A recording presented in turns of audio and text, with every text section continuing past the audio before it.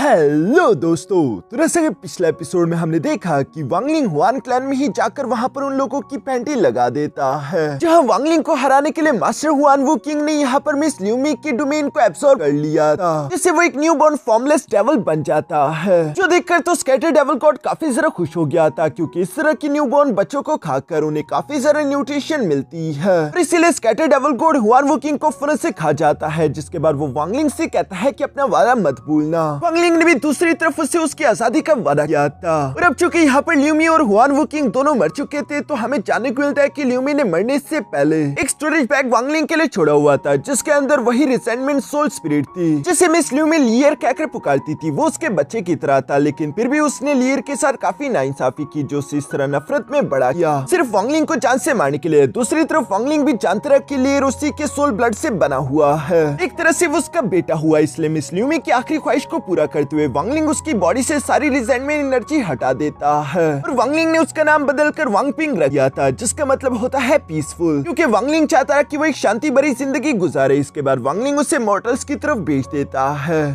अब आगे तो नेक्स्ट एपिसोड की शुरुआत प्लेनेट रानियन के लुवोयू विलेज से शुरू होती है, जहां 4 साल गुजर चुके थे। यहाँ हम लुवोयू विलेज के कुछ बच्चों को देखते हैं, जहां जाओ फैमिली का एक लड़का बता रहा था कि मैं किलिन माउंटेन गया था, वहां की हवा में इमोर्टल मिस्ट मौजूद है, जो जगह कल्टिवेटर्स के लिए काफी ज्यादा बेहतरीन है। अगर आप लोगों ने वहाँ की हवा में सिर्फ एक बार भी सांस ले ली, तो अगले 10 साल तक आपको कोई भी बीमारी नहीं आ पाएगी। मुझे ही देखो, मैं कितना ज्यादा ताकतवर हो चुका हूँ। जो सुनकर तो वहाँ पर मुझे बाकी बच्चे काफी ज्यादा एक्साइटेड हो गए थे। तभी अचानक एक दूसरा लड़का यहाँ वांगपिंग से कहता है कि वांगपिंग, कितना चाहो कि तुम भी एक बार किलिन माउंटेन पर जाकर इमोर्टल मिस्ट को इनहेल कर लो, इससे तुम्हारी सारी बीमारियां ठीक हो जाएगी। जो सुनकर हमें वांगपिंग पहली बार देखने को मिला। वो खांसते हुए कहता है कि हाँ, मैं घर जाने के बाद अपने फादर से इस बारे में जरूर बात करूंगा। जिस पर साउथ फैमिली का वो लड़का सामने की तरफ आते हुए उससे कहता है, लेकिन इसके लिए अब काफी जरा देर हो चुकी है, क्योंकि अब किलिन माउंटेन पर कोई भी इमोर्टल मिस्ट नहीं बची। काफी सालों पहले हेवन गुस्सा हो चुका था, उसके बाद से वो इमोर्टल मिस्ट वहाँ से गायब हो गई। जो सुनकर तो यहाँ वांगपिंग काफी जरा उदास हो जाता है, क्योंकि बाकी बच्चे तो खुश होते हुए आपस में स्वॉर्ड फाइट करते हुए मार्शल आर्ट सीख रहे थे। यहाँ काफी देर तक किसी तरह खेलने के बाद जाओ फैमिली का वो लड़का अपने दोस्तों से कहता है कि चलो अब डिनर के बाद हम लोग मार्शल आर्ट सीखेंगे। ये सुनकर सभी उसकी बात मानते हुए फिर से अपने घरों की तरफ भागने लगे। पीछे की तरफ सिर्फ वांगपिंग ही रह गया था, जो कि काफी जरा उदास दिखाई दे रहा है। वो किलिन माउंटेन की तरफ देख रहा था, इसी उम्मीद में कि काश किसी दिन वो वहाँ पर जा पाए। तभी अचानक वहाँ पर अंकल जाओ आ गए, जो कि वांगपिंग को देखते हुए कहता है कि लगता है कि आज मेरे बेटे ने तुम्हें दोबारा से परेशान किया है। अंकल जाओ ने अपने कंधे पर एक डियर भी उठाई हुई थी, जिसका शिकार करके वो जंगल से वापस आ रहा था। वांगपिंग अंकल जाओ को देखते ही फौरन से उनके सामने आकर उन्हें ग्रीट करता है। जहां वांगपिंग के इतने अच्छे मैनर देखकर अंकल जाओ उसकी तारीफ करते हुए कहता है कि तुम वाकई में अपने फादर पर गए हो, तुम्हारे फादर भी तुम्हारी तरह गुड मैनर्स रखता है। चलो तुम्हारे फादर के पास चलते हैं, क्योंकि मुझे कुछ फर्नीचर्स का ऑर्डर भी तो देना है। ये सुनकर वांगपिंग भी खुश होते हुए अंकल जाओ के साथ अपने घर की तरफ रवाना हो गया। इसके बाद सीन शिफ्ट होकर दूसरी तरफ वांगलिंग पर आ जाता है, जिसने एक साधारण मोर्टल का रूप ले लिया था, और वो पिछले 4 साल से इसी लुवोयू विलेज के अंदर रह रहा है। वांगलिंग यहाँ पर कारपेंटर का काम कर रहा था। तभी अचानक वांगपिंग भागते भागते अपने फादर के पास आते हुए कहता है कि अंकल जाओ आपसे मिलने के लिए आए हैं। जो सुनकर वांगलिंग उनकी तरफ देखने लगा। अंकल जाओ भी हंसते मुस्कुराते हुए वांगलिंग को ग्रीट करते हैं। साथ ही सर वो वांगलिंग को बताने लगे कि मेरे बड़े बेटे की जल्दी शादी होने वाली है, इसलिए मुझे घर में कुछ फर्नीचर चाहिए होंगे, इसलिए ब्रदर वांग मैं आपके पास आया हूँ। और ये उसका डिपॉजिट रहा, जो कहती वो उस डियर को यहाँ टेबल पर रख देता है, जिस पर वांगलिंग भी मान गया था। और वो उससे कहता है कि ठीक है, तुम 3 दिन बाद आकर फर्नीचर लेकर जा सकते हो। और अंकल जाओ खुश होते हुए वहाँ से रवाना हो गए। पीछे की तरफ हम देखते हैं कि वांगपिंग उस बड़े से डियर को देखकर खुश हो ही रहा था कि तभी अचानक वांगलिंग उसकी दवाई लाना शुरू हो गया, जिसे देखते ही वांगपिंग के चेहरे पर उदासी आ जाती है। और वो उस दवाई को देखते हुए कह रहा था ये दवाई बहुत ही कड़वी है। वो यहाँ पर फादर से सवाल करते हुए भी पूछता है कि फादर, क्या ये बात सच है कि माउंट किलिन पर सच में इमोर्टल्स रहते हैं? वांगलिंग उसे जवाब नहीं देता, बल्कि वो उससे कहता है कि जल्दी से खाना पी लो, ये गरम गरम तुम्हें पीना होगा। वांगपिंग भी अच्छे बच्चों की तरफ फौरन से दवाई को पी लेता है, लेकिन दवाई बहुत ही ज्यादा कड़वी थी, इसलिए वो भागते हुए फौरन से इसके पीछे पानी भी पी गया। साथ ही सर वांगपिंग यहाँ वांगलिंग से सवाल करते हुए पूछता है कि फादर, आखिर वो दिन कब आएगा जब वांगपिंग को दवाई नहीं खानी पड़ेगी? जिस पर वांगलिंग शांत रहते हुए जवाब देकर कहता है कि बहुत जल्द। इसके बाद हम लोगों को यहाँ रात का सीन दिखाया जाता है, जहाँ वांगपिंग जब रात को सो रहा था तो उसकी बॉडी से काफी खतरनाक डेथ एनर्जी निकल रही थी, जिससे वांगपिंग को काफी ज्यादा तकलीफ भी हो रही है। वांगलिंग उसे देखते हुए अपने मन में सोच रहा था कि मिस ल्यूमी ने जो एंटीडोट दिया था मैंने उसे थंडर एसेंस के साथ मिलाकर वांग पिंग की बॉडी से ज्यादातर रिसेंटमेंट एनर्जी तो रिमूव कर दी है,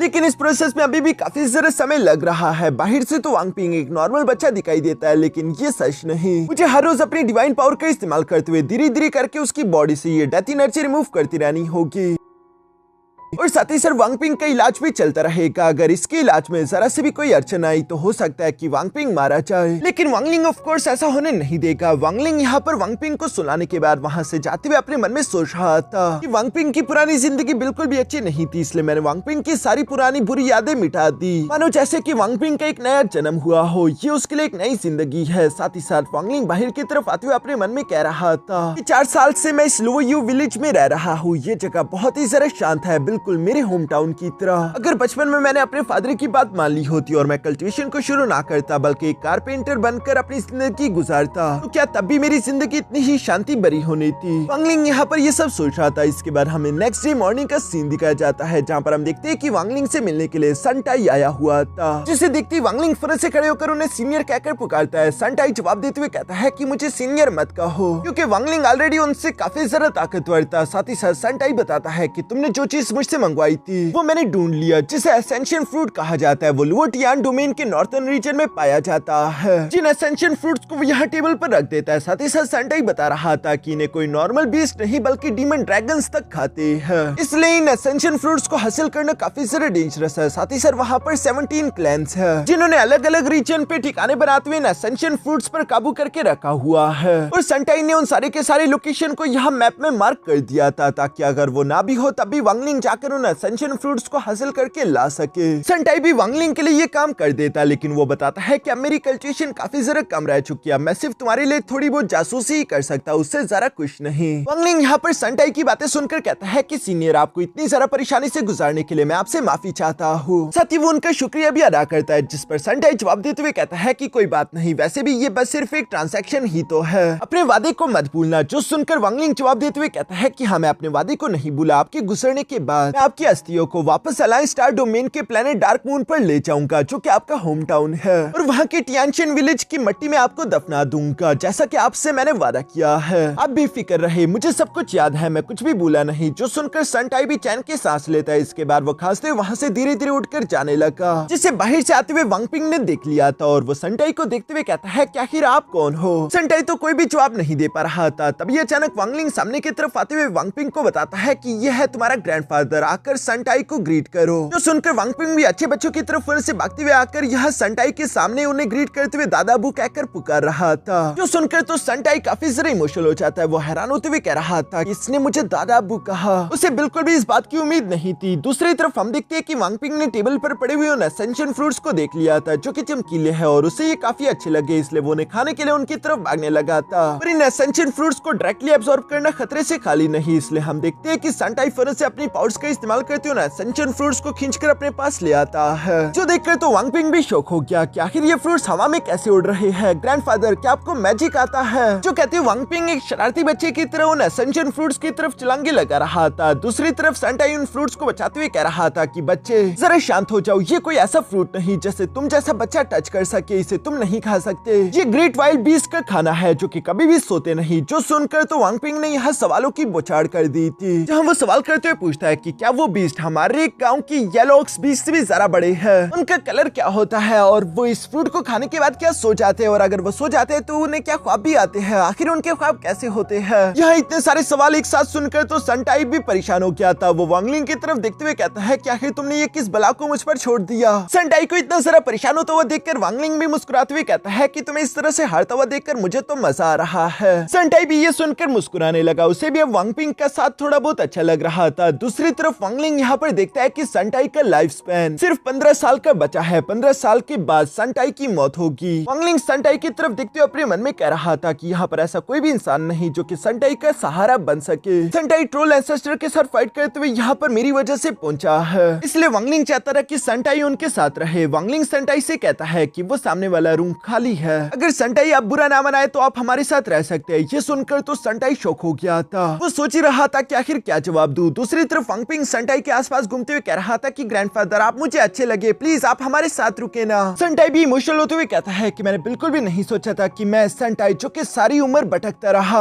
आखिरकार मुझे आराम करने के लिए एक घर और फैमिली मिलेगी। यानी कि संटाई ने रुकने का फैसला कर लिया था, जिस बात से तो वांगपिंग काफी जरा खुश हो जाता है। दूसरी तरफ वांगलिंग को भी अच्छा लगा और वो भी मुस्कुराते वहां से चला गया। जबकि वांगपिंग तो संटाई से कह रहा था कि ग्रैंडफादर प्लीज मुझे उस वाइल्ड बीस्ट के बारे में और बताइए ना कि आखिर वो कैसा होता है। जिस पर संटाई भी एक अच्छे दादाबू की तरह वांगपिंग को कहानियां सुनाना शुरू कर देता है। इसके बाद हम देखते हैं कि इसी तरह करते करते 5 साल गुजर गए थे।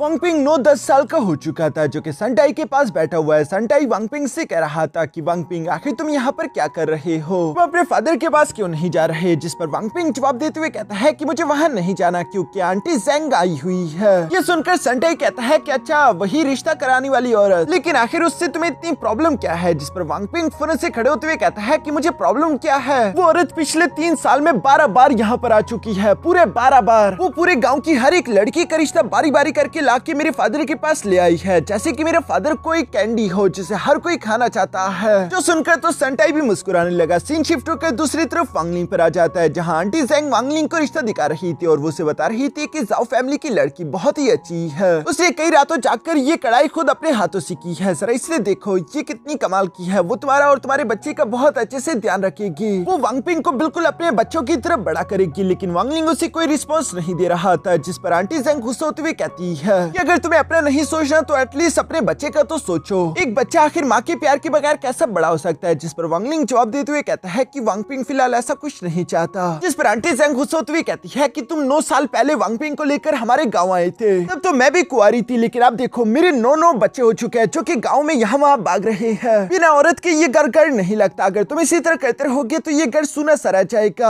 आंटी जेंग इसी तरह वांगलिंग को रिश्ता देखने पर मजबूर कर ही रही थी, पर तभी अचानक वांगपिंग अंदर आ जाता है, जो कि कह रहा था कि फादर मुझे भूख लगी है। ये सुनकर वांगलिंग भी फौरन से खड़े होते हुए यहाँ आंटी जेंग से कहता है कि मेरे बच्चे को भूख लगी है, हम इस मामले को बाद में देखेंगे। जिस पर आंटी जेंग एग्री करते हुए कहती है कि अच्छा ठीक है, लेकिन अगर कभी भी तुम्हारा मन बदला तो सबसे पहले मेरे पास आना। ये कहती वो वांगपिंग को भी देखकर कहती है कि देखो वांगपिंग पहले से कितना बड़ा हो चुका है और वो उसे प्यार करना चाहती थी, लेकिन वांगपिंग तो थोड़ा गुस्से में था। जिस पर आंटी जेंग कहती है कि जरा अपने फादर से सीखो, वो पूरे गाँव का सबसे ज्यादा शांत इंसान है, ऐसा इंसान जिससे शायद कभी भी अपनी जिंदगी में गुस्सा नहीं किया होगा। अगर तुम अपने फादर से कुछ नहीं सीखे तो तुम्हारा क्या होगा। तुम्हारे फादर की इन्हीं आदतों की वजह से तो पूरे गांव की लड़कियां तुम्हारे फादर से शादी करना चाहती है। और ये कहते हुए आंटी जेंग वहां से चली गई। वांगपिंग ने तो अभी भी मुंह बनाया हुआ था। वांगलिंग दूसरी तरफ वांगपिंग के लिए दवाई लाना शुरू कर देता है, जहां पर वो वांगपिंग से कहता है तुम परेशान मत हो, आंटी जेंग बुरी नहीं है, वो बल्कि हमारा भला चाहती है, इसलिए वो ये सब कर रही है। जिस पर वांगपिंग जवाब देते हुए कहता है कि मेरे दोस्त के फादर ने भी दूसरी शादी कर ली थी, उसके बाद मेरे दोस्त की नई माँ उससे भूखा सुलाती थी, साथ ही साथ हर वक्त वो उसे डांटती थी, मुझे इसलिए नहीं चाहिए कोई दूसरी माँ। वांगलिंग कहता है कि अच्छा ठीक है दवाई पी लो। ये कहती वांगपिंग ने दवाई तो पी ली थी। साथ ही साथ वो वांगलिंग से कहता है कि आप प्लीज मेरे साथ रहिएगा, मैं बुढ़ापे में भी आपका ख्याल रखूंगा, मैं कोशिश करूंगा कि सारी जिंदगी आपको कोई भी तकलीफ ना आए। जो सुनकर वांगलिंग भी मुस्कुराते हुए हमें सर हिलाता है। अब इसी तरह हम देखते हैं कि कई दिन और भी गुजर गए थे। संटाई वांगपिंग का बहुत अच्छे से ध्यान रख रहा था। वो यहाँ धीरे से वांगलिंग के पास आते हुए कहता है कि क्या तुम वाकई में इस बच्चे को कल्टीवेशन नहीं करने देने वाले, क्योंकि अगर वांगपिंग कल्टीवेशन करना चाहे तो उसका फ्यूचर बहुत ही महान होगा। तुम ऑलरेडी कल्टीवेशन में काफी आगे निकल चुके हो। वांगपिंग किसी भी कल्टीवेशन फैमिली से ज्यादा तेजी के साथ अपनी कल्टीवेशन कर सकता है। जिस पर वांगलिंग जवाब देते हुए कहता है कि मैंने उसका नाम वांगपिंग इसलिए रखा था क्योंकि पिंग का मतलब होता है पीसफुल, और मैं चाहता हूँ कि मेरा बेटा एक पीसफुल जिंदगी गुजारे जो सिंपल जिंदगी में मौजूद है। जबकि कल्टीवेशन का रास्ता बहुत ही जालिम है, वहाँ पर नफरत, गुस्सा और धोखे भरे पड़े हैं। कल्टीवेशन की वजह से मुझे सारी जिंदगी अकेलेपन का सामना करना पड़ा। मैं नहीं चाहता कि मेरा बेटा उसी रास्ते पर चल के वो सब फेस करे। जिस पर संटाई इंसिस्ट करते हुए कहता है लेकिन इस बच्चे में नेचुरल टैलेंट है। वांगलिंग भी उनकी बात सुनकर जवाब देते हुए कहता है कि मैंने कहा ना कि मैं अपने बेटे को कभी भी कल्टीवेशन करने नहीं दूंगा, कभी नहीं मतलब कभी नहीं। प्लीज अब ये मामला यहीं पर खत्म करें, मैं इस बारे में दोबारा बात नहीं करना चाहता। जो सुनकर तो संटाई हैरान हो गया था। वो अपने मन में सोच रहा था कि आखिर इसके पीछे क्या राज होगा, क्योंकि वो यही सोच रहा था कि मॉर्टल्स की जिंदगी तो बहुत ही छोटी होती है जो कि एक ही झटके में खत्म हो जाती है। वांगलिंग जो कि वांगपिंग से इतना सारा प्यार भी करता है, फिर भी वो उसे कल्टीवेशन करने क्यों नहीं दे रहा। सेंटाई ये सब सोच रहा था, तभी अचानक वहाँ पर वांगपिंग भी आ गया, जो कि सवाल करते हुए पूछता है कि आप दोनों किस बारे में बात कर रहे थे। इस पर वांगलिंग जवाब देते हुए कहता है किसी बारे में नहीं, और ये कहते हुए उसे दवाई पीने के लिए दे चुका। इसके बाद हम लोगों को नेक्स्ट डे का सीन दिखाया जाता है, जहाँ सेंटाई वांगपिंग को लेकर अपने साथ एक जगह पर ले आया था। वांगपिंग सेंटाई से सवाल करते हुए पूछता है कि ग्रैंडपा आखिर हम लोग यहाँ पर क्या कर रहे हैं। तभी अचानक हम देखते हैं कि सेंटाई ने अपनी पावर्स एक्टिवेट कर दी थी, जिस पर सेंटाई पीछे की तरफ पलटते हुए वांगपिंग को बताता है कि आज मैं तुम्हें अपने सेट की सीक्रेट टेक्निक दिखाने वाला हूँ, जो सीक्रेट आर्ट सिर्फ हमारे कॉर्प्स इन सेट को बिलोंग करता है। जो सुनकर तो वांगपिंग एक्साइटेड होते हुए कहता है तो इसका मतलब कि सच में आप एक इमोर्टल हो।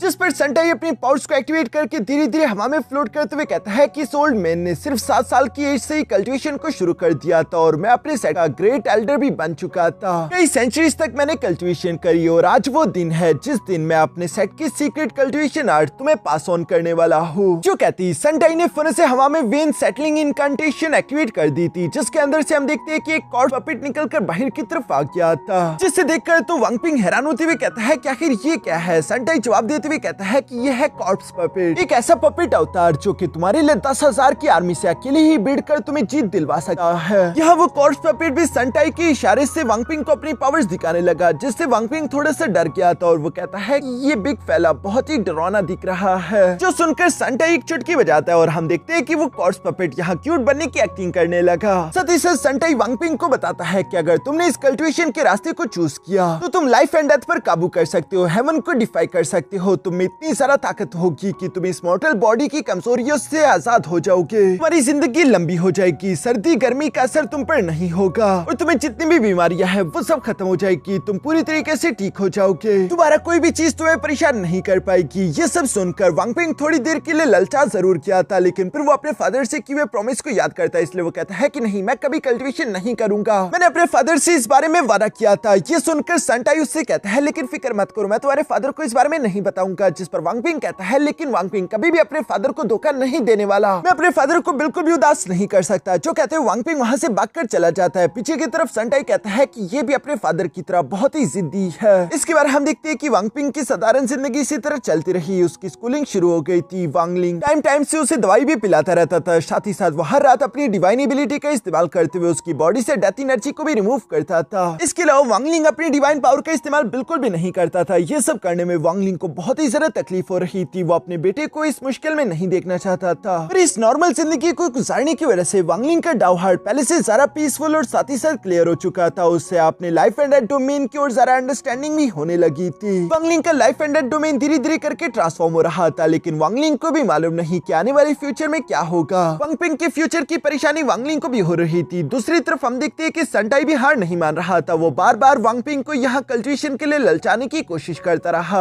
वांगपिंग बेशक इस लालच में नहीं आता, लेकिन सेंटाई भी एक कदम आगे निकलता है। हम देखते हैं कि वो उसकी स्कूल की किताबों में ही छेड़छाड़ी कर देता है, जहां उसने अपने कॉर्प्स इन सीक्रेट आर्ट को लिख दिया था। वांगपिंग जब उसे पढ़ता है तो वो हैरान हो गया, और उसे समझ आ जाता है कि ये कारस्तानी यकीनन मेरे ग्रैंडफादर की है। इसलिए वो अपनी किताब बंद करके चिल्लाते हुए कहता है कि ग्रैंडफादर आप सुधरेंगे नहीं। दूसरी तरफ बाहर से सेंटाई जो चुपके छुपाते यहाँ उसकी आवाज सुन रहा था, वो भी भागते हुए फिर से अपनी चेयर पर जाके लेट जाता है और ऐसा दिखावा करता है जैसे कि मैं तो सो रहा था, मैंने तो कुछ भी नहीं किया। इसी तरह करते करते हंसी खुशी कई मौसम गुजरने लगे। देखते देखते 10 साल गुजर जाते हैं। वांगपिंग जो कि अब 19-20 साल का हो चुका था। दूसरी तरफ हम देखते हैं कि आखिरकार वो दिन भी आ गया जिस दिन को वांगलिंग पहले ही प्रेडिक्ट कर चुका था। सेंटाई की लाइफ फोर्स काफी कमजोर हो चुकी थी और वो कमजोरी से जमीन पर जा गिरा, जो देखकर तो वांगपिंग काफी ज्यादा इमोशनल हो गया था। वो फौरन से भागते हुए कहता है कि ग्रैंडफादर। इसके बाद सेंटाई को हम उसके डेथ बेड पर देखते हैं, जहां वांगपिंग इमोशनल होते हुए कह रहा था कि ग्रैंडफादर प्लीज मुझे छोड़कर मत जाइए। दूसरी तरफ हम देखते हैं कि सेंटाई भी मरने से पहले अपनी सारी जिंदगी को याद करते हुए कहता है कि अपनी सारी जिंदगी को देखने के बाद मुझे इस बात का एहसास हुआ कि मेरी जिंदगी में खुशी और पीस की कमी है। डिसअपॉइंटमेंट से मेरी जिंदगी भरी पड़ी थी। जब मैंने बचपन में कल्टीवेशन किया और जवानी की उम्र में जब मैं अपने कल्टीवेशन के रास्ते को देखता था तो मुझे लगता था कि मुझसे ज्यादा टैलेंटेड कोई भी नहीं, क्योंकि छोटी ही उम्र में मैं कॉर्प्सीन सेट का ग्रेट एल्डर बन गया था। सिर्फ 1000 साल की उम्र में ही मैं सोल ट्रांसफॉर्मेशन लेवल का कल्टीवेटर भी बन गया। हर तरफ मेरी इज्जत और मेरा रूप था। सब यही कहते थे कि हेवन ने मुझे खुद चूज किया है, मेरे आगे का कल्टिवेशन का रास्ता इसी तरह स्मूथ और आसान रहेगा। और वो सच नहीं था। मैं जितनी ऊंचाइयों तक गया उतना ही ज्यादा तेजी के साथ किस्मत ने मुझे जमीन पर फटका। मैं जैसे ही हेवन स्टार सिस्टम आया, मुझे बंदी बनाकर तड़पाते हुए मेरी कल्टिवेशन को सील कर दिया गया था। मेरी कल्टिवेशन कम हो गई और मैं उनके घराने का बस एक गुलाम बनकर रह गया। मेरी इज्जत, मेरा गुरूर सब कुछ खाक में मिल गया। मेरी जिंदगी पछताओ और दुखों से भर चुकी थी। मैं हमेशा अपनी जिंदगी के बारे में सोचते हुए यही कहता था कि आखिर मैंने कौन सा गलत कदम उठाया,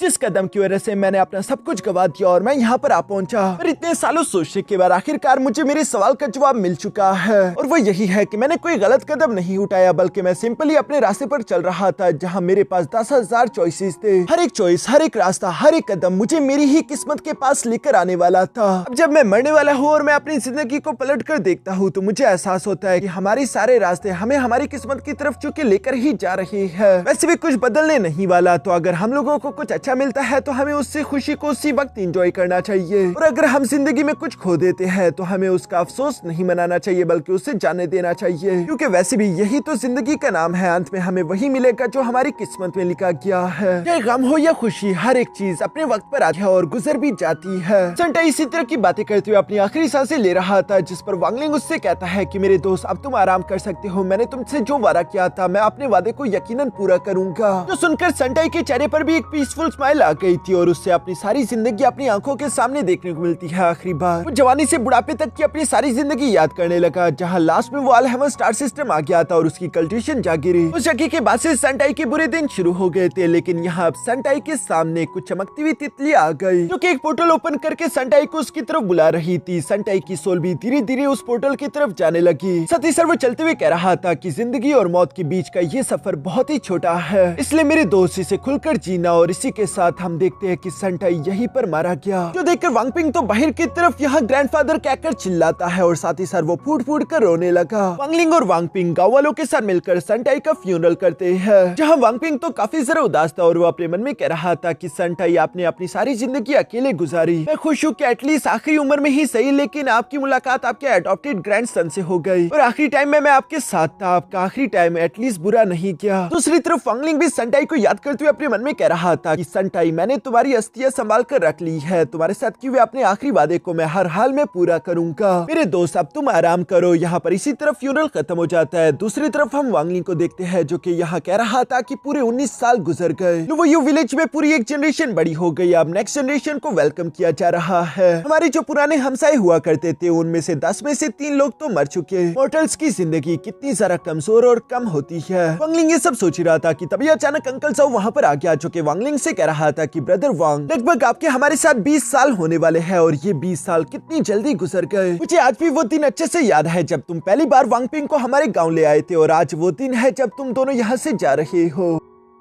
जिस पर वांगलिंग जवाब देते हुए कहता है कि इतने सालों तक आपको परेशान करने के लिए मैं माफी चाहूंगा, लेकिन अब वो दिन आ गया। मैं अपने बेटे को पूरी दुनिया दिखाऊं, उसे बताऊं ये दुनिया कैसी है। मैं चाहता हूं कि वो इस जमीन और आसमान को खुल के देखे और जिए। जिस पर अंकल जाओ भी जवाब देते हुए कहता है कि हाँ मैं समझ सकता हूँ, लेकिन लगता है कि मेरी बेटी इस बात से बिल्कुल भी खुश नहीं। दूसरी तरफ हम अंकल जाओ की बेटी को देखते हैं, जिसका नाम जाओ रुओ टोंग था। वो शायद वांगपिंग को पसंद करती थी, इसलिए वो रोते हुए इमोशनल होकर वांगपिंग से सवाल करते हुए पूछ रही थी कि वांगपिंग, क्या तुम कभी भी वापस नहीं आने वाले? जिस पर वांगपिंग जवाब देते हुए कहता है कि हाँ शायद कभी नहीं। ये सुनकर तो जाओ रुओ टोंग रोते हुए कहती है कि तुम बहुत बुरे हो, मैं तुमसे नफरत करती हूँ, और ये कहती भागकर वो वहाँ से चली गई। जो देखकर वांगपिंग को भी थोड़ा सा बुरा लगा, लेकिन वो अपने फादर के साथ यहाँ सारे गाँव वालों को अलविदा करते हुए वहाँ से रवाना होने लगा। रास्ते में चलते हुए वो भारी मन के साथ वांगलिंग से कहता है कि फादर, आखिर ये लड़कियों को समझना इतना सारा मुश्किल काम क्यों होता है, स्पेशली जाओ रुओ टोंग को। जो सुनकर वांगलिंग उससे सवाल करते हुए पूछता है कि कहीं तुम्हें वो पसंद तो नहीं। जिस पर वांगपिंग जवाब देते हुए कहता है कि नहीं ऐसी तो कोई बात नहीं, लेकिन जब वो रो रही थी तो मेरे दिल में थोड़ा सा दर्द हुआ। जो सुनकर वांगलिंग भी मुस्कुराते हुए आगे की तरफ बढ़ जाता है। दूसरी तरफ वांगपिंग वांगलिंग से सवाल करते हुए पूछता है कि फादर अब इसके बारे हम लोग कहाँ जाएंगे? जिस पर वांगलिंग जवाब देते हुए कहता है कि सबसे पहले मैं तुम्हें पहाड़ दिखाऊंगा, वो पहाड़ जिनकी ऊंचाई जमीन से आसमान को छूती है। जिस पर तो वांगपिंग एक्साइटेड हो गया और वो सवाल करते हुए पूछता है कि क्या आप किलिन पीक की बात कर रहे हो? जिस पर वांगलिंग जवाब देते हुए कहता है कि नहीं, किलिन पीक से भी ज्यादा ऊंचे पहाड़। इसके बाद इन दोनों बाप बेटे का सफर शुरू हो जाता है, जहाँ ये दोनों सफर में एक दूसरे का का ख्याल रख रहे थे, साथ ही साथ सफर को एंजॉय करते हुए दुनिया को एक्सप्लोर कर रहे थे। यहाँ पर वांगलिंग कहता है कि जिंदगी और मौत तैरते बादलों की तरह है जो कि कब आपकी आंखों के सामने से गुजर जाएंगे आपको मालूम भी नहीं पड़ेगा और पीछे की तरफ उसका कोई भी नामो निशान नहीं बचता। ऐसे बहुत सारे लोग जिन्हें मैं जानता था, जिनसे मैं प्यार करता था, वो सब बारी बारी करके मारे गए। तब शायद मैं जिंदगी को बहुत ही कम समझता था, इसलिए मुझे इस बात का हमेशा दुख रहता। पर जब मुझे लाइफ एंड डेथ साइकिल की अच्छे से अंडरस्टैंडिंग हो गई और मुझे मालूम हुआ कि डेथ अंत नहीं होता, ये एक न्यू बिगिनिंग है। साथ ही साथ सनटाई के आखिरी अल्फाजों ने मेरी अंडरस्टैंडिंग को और भी ज्यादा इंक्रीज कर दिया। मुझे एहसास हुआ कि हर एक चीज एक दूसरे से जुड़ी हुई है, हर कॉज का इफेक्ट होता है। जो चीज ऊंचाई तक जाती है वो कभी ना कभी गिरकर जमीन पर भी वापस आती है। मुझे लगता है कि लाइफ एंड डेथ रेल्म से भी ऊपर great tao of cause and effect है। 19 साल लुवोयू विलेज में गुजारने के बाद सनटाई की बातों से मुझे इस बात की अंडरस्टैंडिंग हुई और यही वजह है कि मैं वांगपिंग को लेकर अपने साथ इस सफर पर निकला हूँ ताकि मैं उसे heaven and earth, mountain and reverse सब कुछ नजदीक और गहराई से फील करवा सकूं ताकि वो उसकी सोल को प्यूरिफाई कर सके और उसका दिल इस दुनिया की खुशियों से एक बार फिर से चमक जाए। तो सब कहते हुए वांगलिंग अपनी बेटी वांगपिंग को इस दुनिया की खूबसूरती दिखा रहा था और यहाँ इसी सीन के साथ हमारा ये एपिसोड यहीं पर खत्म हो जाता है।